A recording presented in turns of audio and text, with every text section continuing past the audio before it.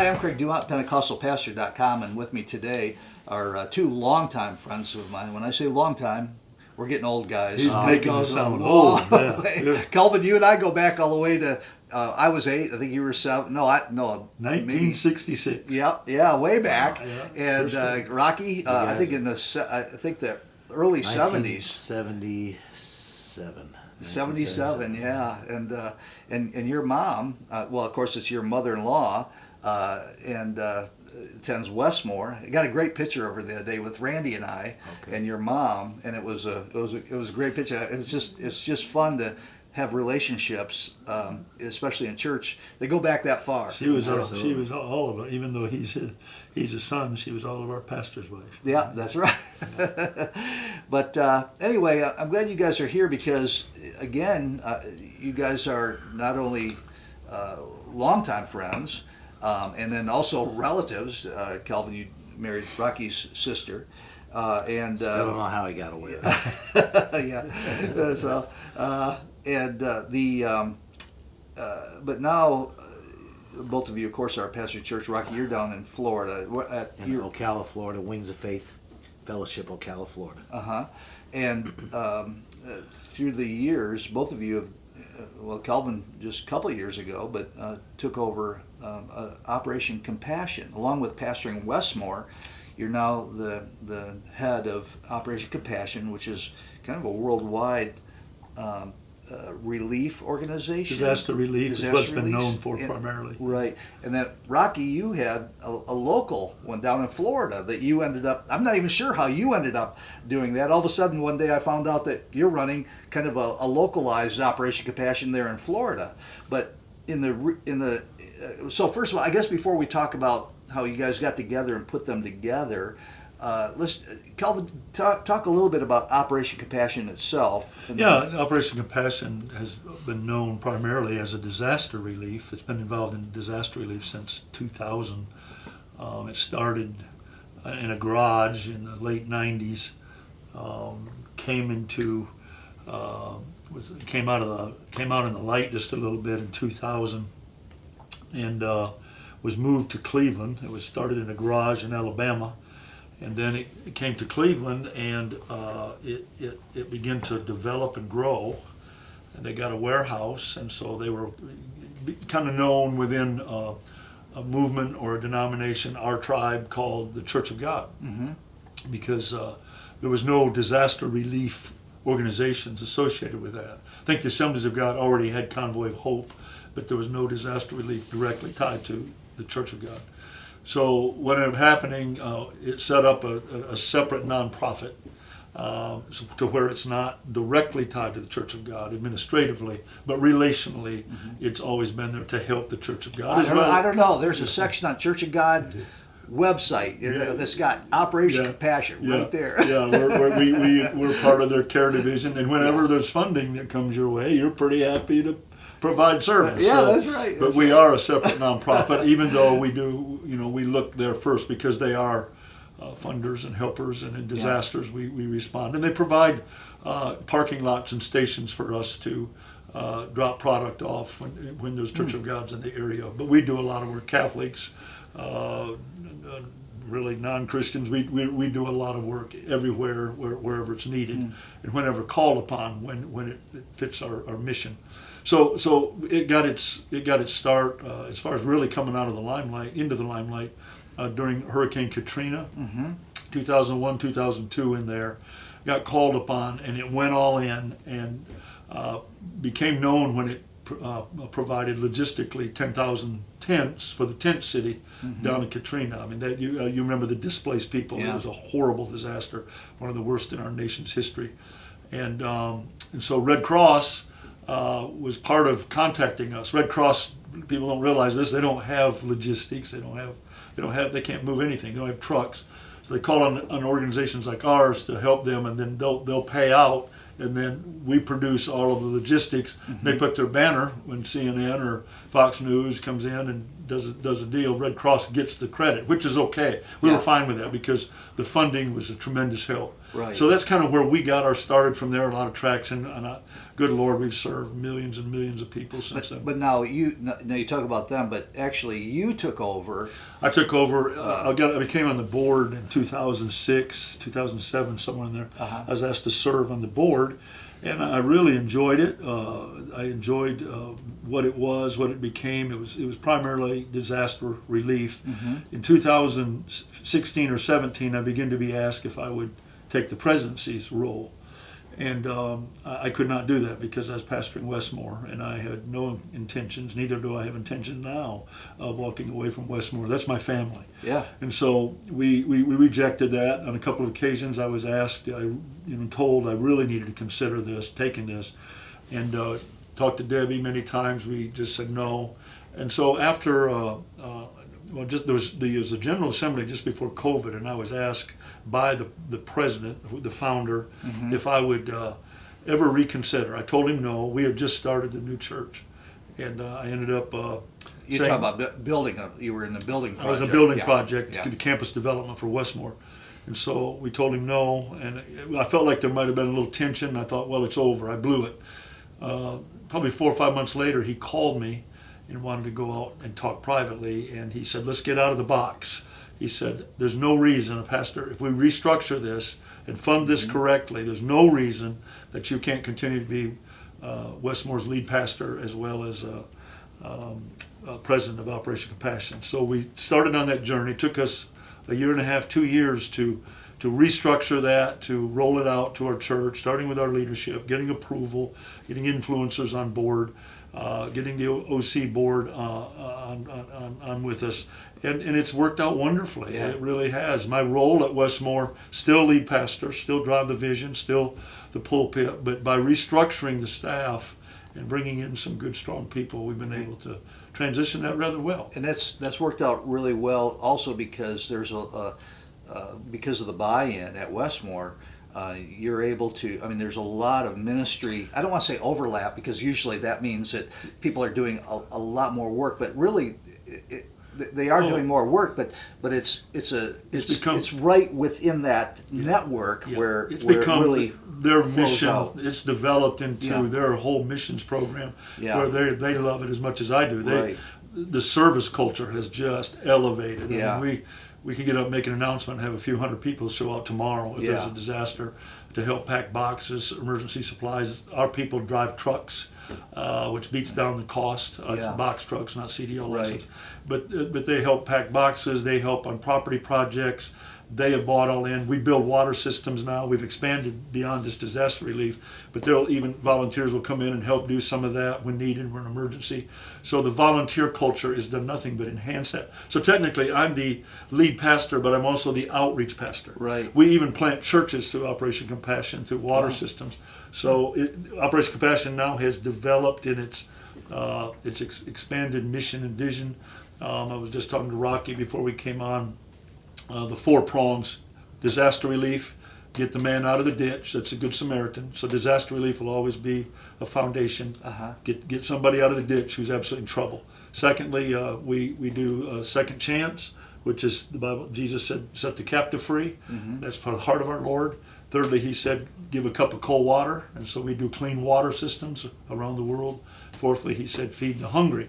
And that's where we really want to connect this way, because he's doing a component of that we're very weak in. Right. Had very little going on. We're doing well with water. We're doing well with the cup of cold water. We're doing well with setting the captive free. We've been doing that a while. And we believe we do well with disaster relief, getting the guy out of the ditch. This part right here is where we really needed. So Rocky, let's pick up right there. So first of all, tell us how you ended up, because a couple of years ago you weren't involved in this. You were doing a lot of other things, service in the community, but this was a new thing for you, right? Well, our church in Florida has our whole core is outreach and missions. When I became lead pastor 19 years ago, we already had a strong missions emphasis, doing a lot of short-term missions under the leadership of Pastor Johnny Johnson, our founding pastor. locally, we had started a thrift store. You've seen that. Yeah. We've had that going 18 years now. That's been just tremendous blessing to our community. In clothing, people, we've provided household furnishings to individuals coming out of jail, particularly mothers that are separated from the children. The only way they can be reunited as a family is if they have a house to go to and it's set up. So we've been involved in that type of thing. We also have operated for almost 25 years now, a small food pantry.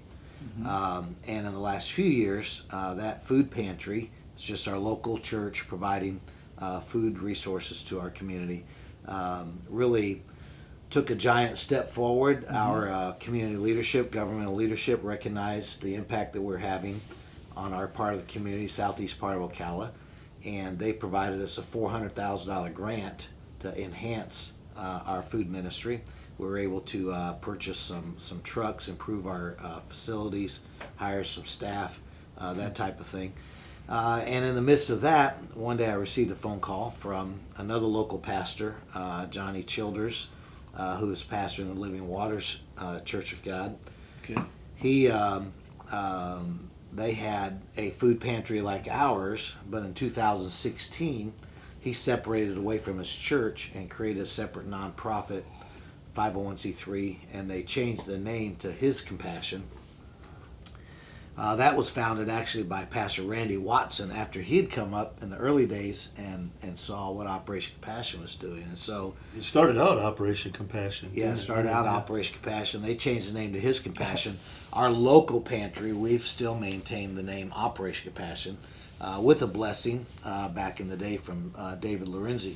I never found that in writing. I thought that Kelvin was going to sue you for name infringement. No. Well, since we've had such a long-term relationship, we let that go. But one day I received a phone call from Pastor Johnny Childers, and he's like, "Pastor Rock, tell me what you're doing." He had seen that we'd received this grant, and I said, "Well, we're just working to expand, the food ministry here and our side of the community and stuff." And he's like, "Well, I just feel like we should give you Operation Compassion." And I said, "Well, Johnny, I don't even know what that would look like." And he's like, "We'll just have our board resign. You put your board in place, and you just take over the responsibility of it." His board members were elderly. He may have had one, the youngest board member being in his 70s, others in their 80s, and they were working hard. That's not looking too old these days. Yeah, it's not quite as old as it used to be, is it? But they were just very concerned about losing the ministry, lack of leadership, and so we were able to step in.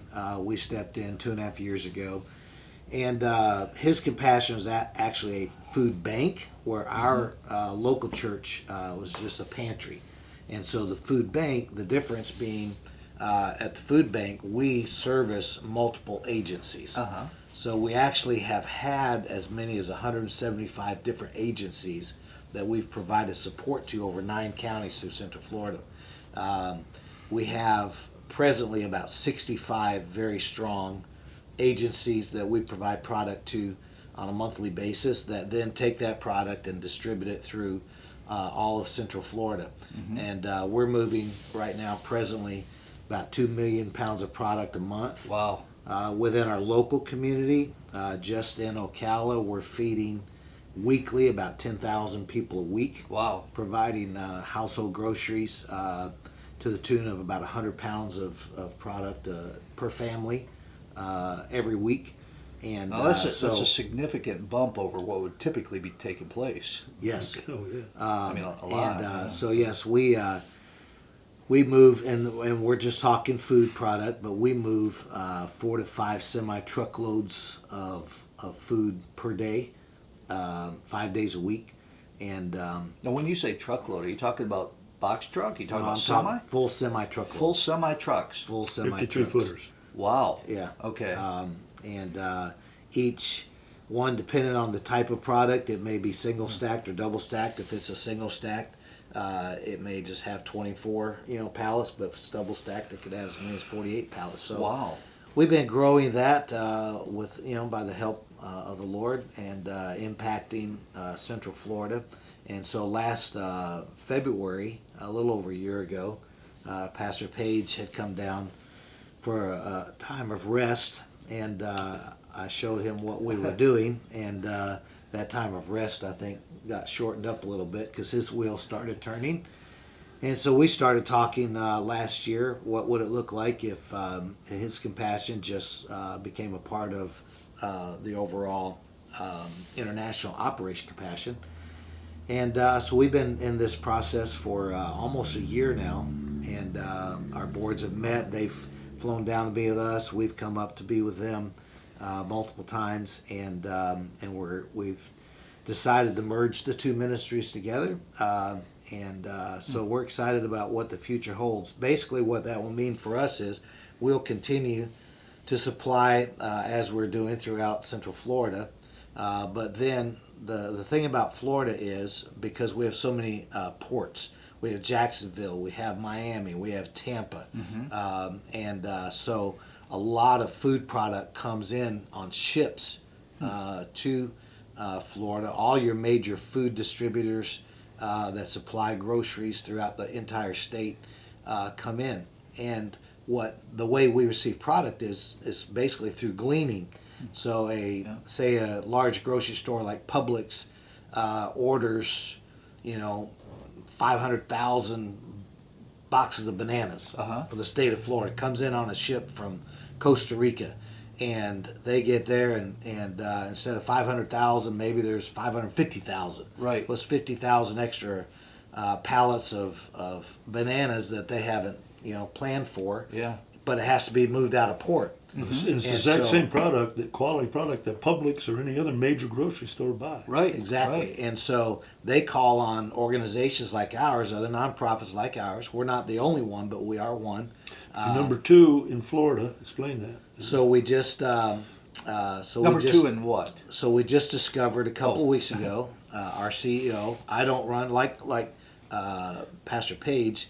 I pastor a growing church with a lot of different ministries that we're doing, and I serve as the president of His Compassion. But we have a paid CEO that runs the day-to-day operations. We act like we run it, though. Yeah. I provide just leadership and drive the vision and that type of thing. But so our CEO was at the state independent food bank conference just 2 weeks ago, and we were told we have now become the second largest independent food bank in Florida. Wow, and, incredible. So that is incredible. The only one larger than us is one that helps to feed into us, and that's called Farm Share out of Jacksonville. And but with the input from Operation Compassion and seeing this go to another level, I believe probably within the next year we'll be the largest independent food bank in Florida. Wow. Yeah, it's incredible to see thousands, that's not exaggeration, line up, cars, cause traffic jams to get food. And I've been sent many videos, and it's just unbelievable. But this will add a component to Operation Compassion that we believe these are 4 things that absolutely touch the heart of Jesus, and that Jesus clearly said, do this. Yeah. And it should be the response of a believer to have a desire to do those things in a practical way.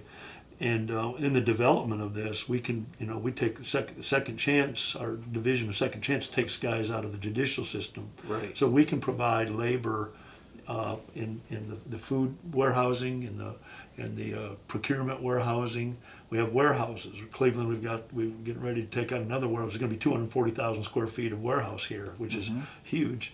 By the way, when you're talking about that, it's not just that you get the labor. The ministry you're providing to these young Yes. people, mostly men, Yes.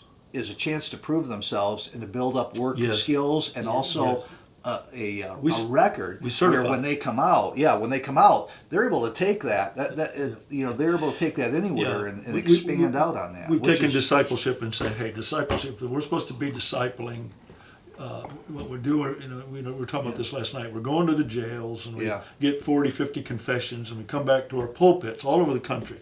and we sell it. I hear it on TV. I hear it in my church. Which is good. It's Not, good. Not taking anything away from that. Yes, I am not throwing off on that. Right. That's the conversion experience. The Yeah. problem is you go back 6 months later and you have to ask, where are they? Right. So we're not creating a path. Right. And discipleship should be more organic. Right. It's taking a walk with Jesus. It's following Christ, and Christ always led people. Well, actually, you guys are reversing an injustice, because in the Bible, once you pay your penalty, there's no felony to carry you around. Yes. You pay for your crime. Yeah. You pay back to whoever you did, Yeah. and then once you do it, you're reestablished in the community. But in our society, once you go to jail, even for minor things, that record carries you. But now you're over. I think that's one of the worst things that we've done, especially for young men. Absolutely. We have wiped out their future, but you're working to restore that. Yeah, and they I get pumped up about this. Yeah, It's and they get in ridiculous. this cycle over and Yeah. over and over, and then and they're trapped by the system.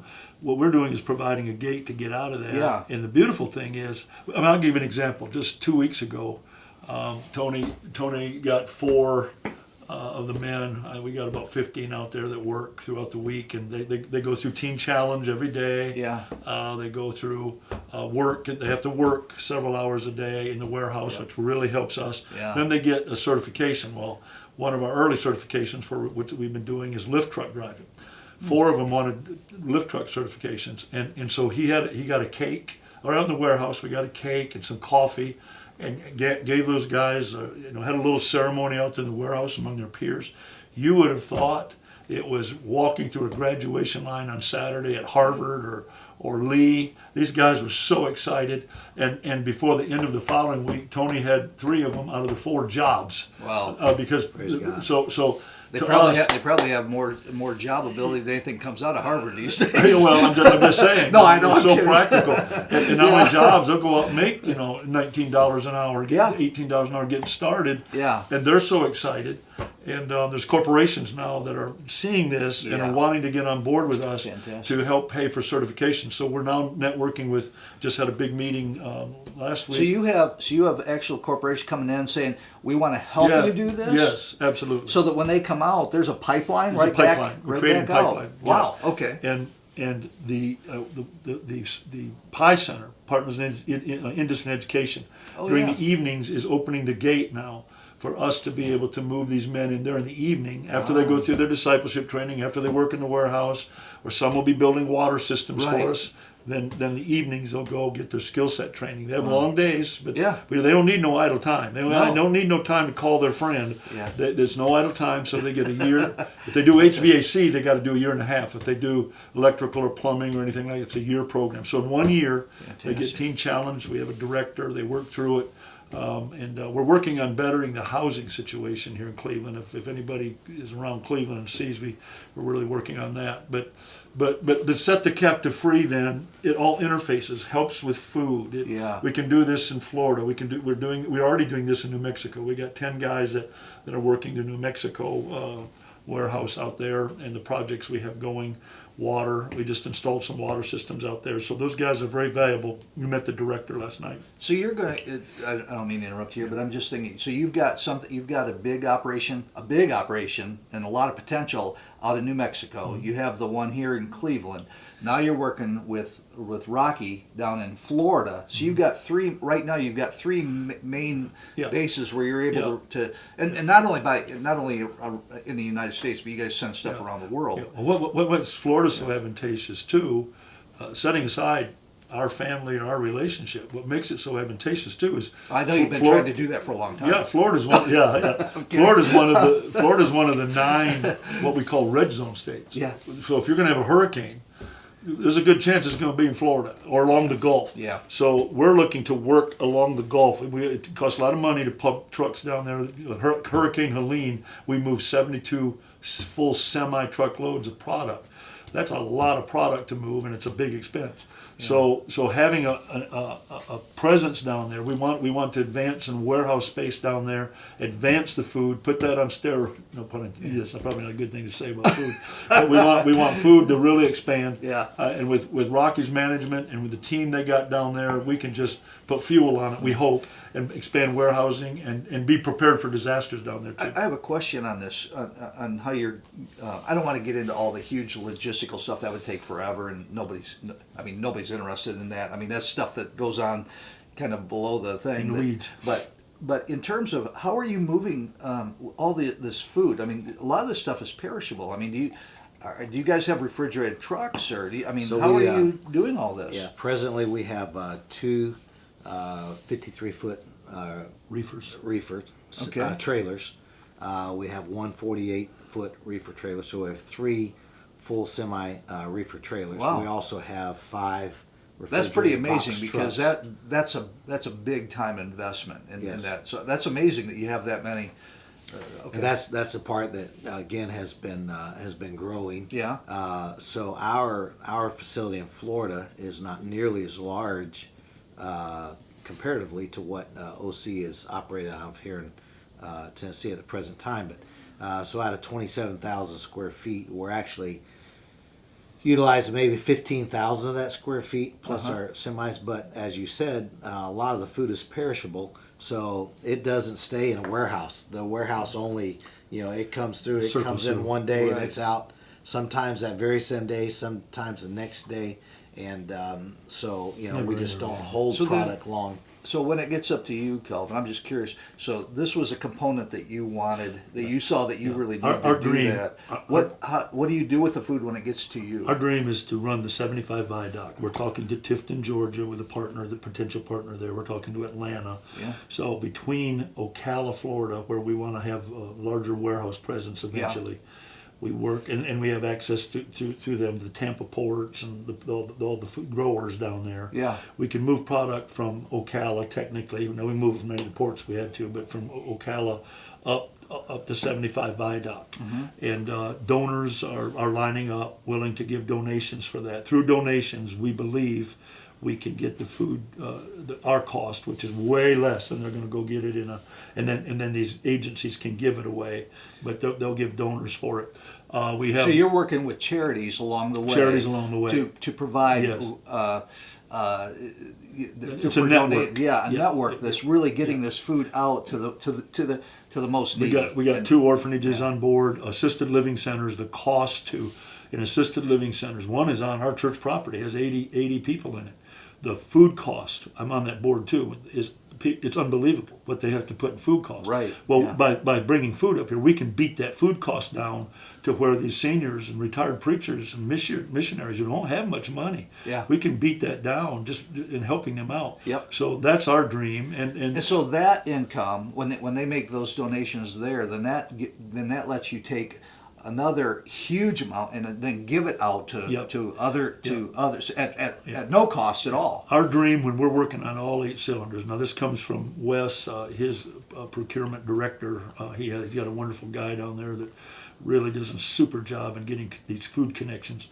Our dream, based on the way he's talked, is to get to 15 to 19 semi-truckloads a day. Wow. That's a lot of food, but with the right partners all the way up, we can do this. And the school system, what people don't realize, even here in this area, everybody thinks of it as having a lot, but 30% of the kids, this is documented, this isn't just fluff, 30% of our children that go to public schools have 1 meal a day, and that's the meal they get at school. Yeah. They don't have food in their home.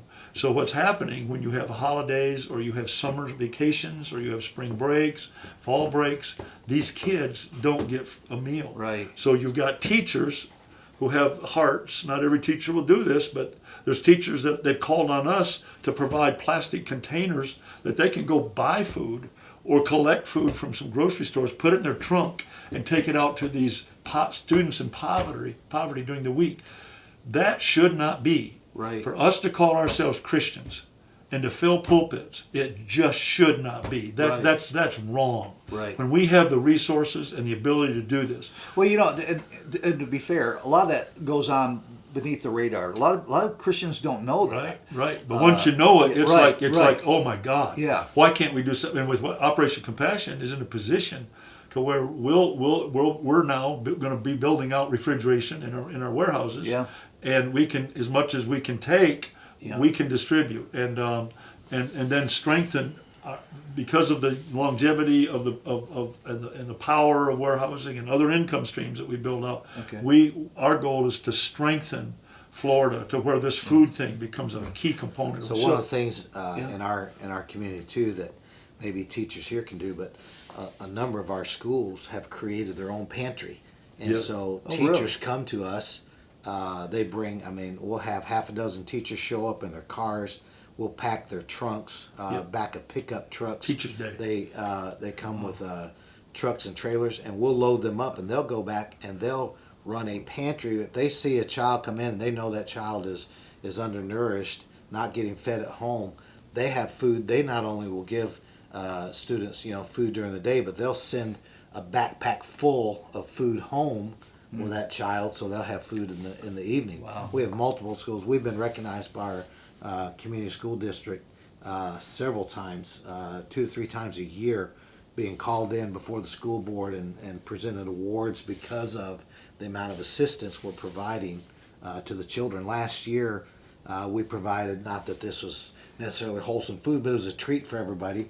At Christmas, we received 200,000 of these popcorn tins. I got one of those. Those are good. Yeah, they were good. A what? A popcorn tin that you'd find. So Okay. the company called Signature Brands, every store you go to in America, whether it be a Target, a Walmart, a CVS, wherever, if you buy a popcorn, a Let's tin, do Food tin, City in there too. Yeah. You see, I work with a Food City. tin with popcorn. I don't know if you've ever had these, but I don't know. come- I'm just going to promote Food City. Food City. they does a lot come good out stuff. of Ocala, and this beautiful warehouse. Kelvin was there to see that last year, and anyways, 200,000 tins that they provided to us, and we distributed to our entire school district. Wow. Every 67 different schools in Marion County, every teacher, every administrator. We weren't allowed to give it to the children, but everybody in the school system received these, and so that provides recognition. That Right. provides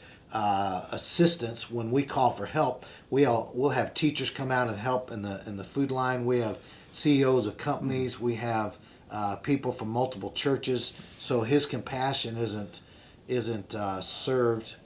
We serve anybody, whoever has a need, but the people that help us get that job done volunteer-wise, we have 100 volunteers that come out on a weekly basis, but they represent probably 8 to 10 different churches around our community, not just Church of God churches. Well, Kelvin, you were about to say something. Before I ask a question, you were going to. I think you were going to add something to Yeah, I that. was just going to say that where we're at today is we're working on systems feed vision, and so we're building out the trucking system. We've been for a couple of months. We're doing the due diligence, and so we've been working out our trucking logistics and the ability to put this whole thing on steroids. Yeah. And then we're working out. We've been working on, in fact, weekly, if not daily, some weeks, on the systemic efforts to hit the 75 viaduct all the Right. way up.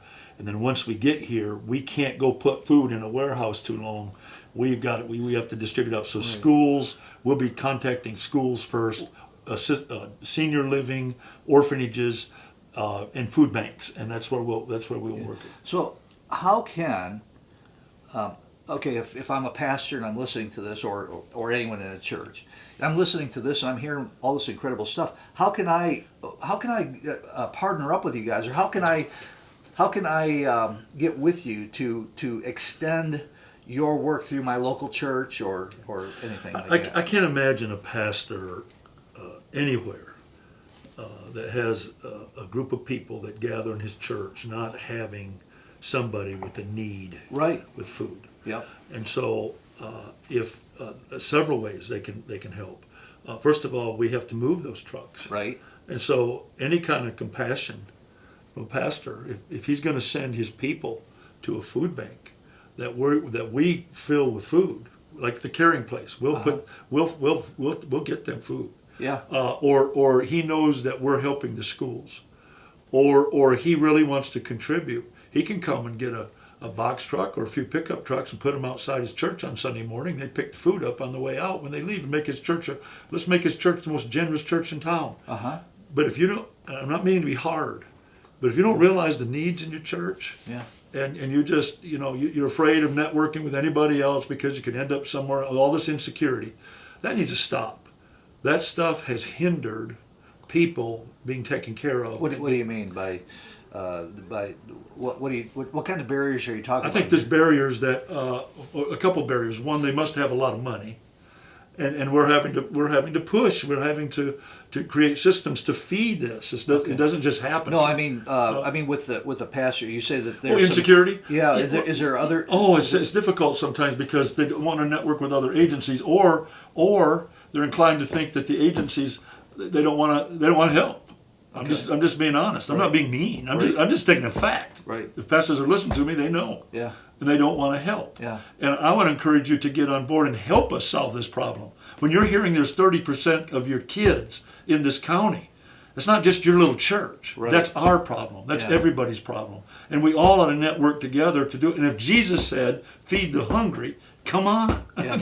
Let's do what we can do together. We're not out after anything. We're not out after anything beyond solving the problem. Yeah. And nobody's going to take your money and abuse it.